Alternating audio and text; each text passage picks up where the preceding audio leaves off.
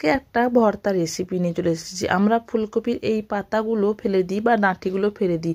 এই ফুলকপির পাতাগুলো দিয়ে ভর্তা বানাবো, আর এই ডাঁটিগুলো ফেলবো না। পরে একটা তোমাদের ভিডিও বানিয়ে দেখাবো রেসিপি।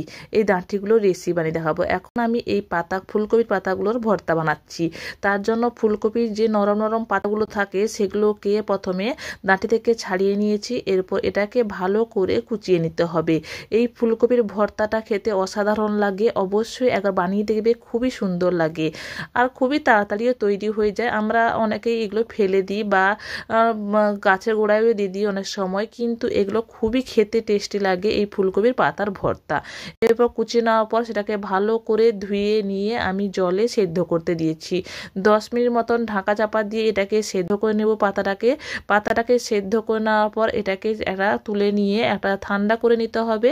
এরপর কড়াইয়ে আমি এখানে শুকনো লঙ্কা একটা, কাঁচা লঙ্কা একটা, কিছু রসুন নিয়ে কোয়া নিয়েছি, 10-12টা মতন কোয়া নিয়েছি। এরপর এটাকে নাড়াচাড়া করে একটু ভেজে নেওয়ার পর 1 চামচ মতন এখানটায় নিয়েছি কালো জিরে।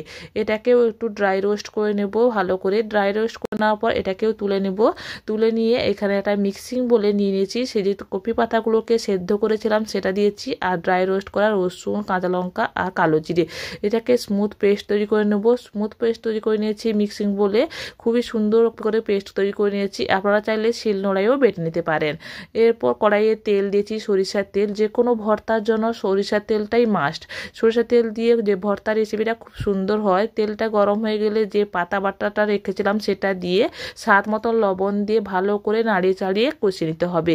যতক্ষণ নাড়াচাড়া করতে হবে, যতক্ষণ না কড়া থেকে ছাড়তে শুরু করছে ততক্ষণ পর্যন্ত এটাকে নাড়তে হবে, ছাড়তে শুরু করতে হবে। এবং কড়া থেকে যখন ছাড়তে শুরু করবে বা ডেলা পাকিয়ে যাবে তখনই বুঝে নিতে হবে ফুলকপি পাতার ভর্তা বা বাটাটা খুব সুন্দরভাবে তৈরি হয়ে গেছে। এই রেসিপিটা গরম ভাতের সঙ্গে খুবই অসাধারণ লাগে খেতে। আর আপনারা অবশ্যই বানিয়ে দেখবেন, আর দেখুন কত সহজেই বানানো হয়ে গেল। Thank you for watching my video.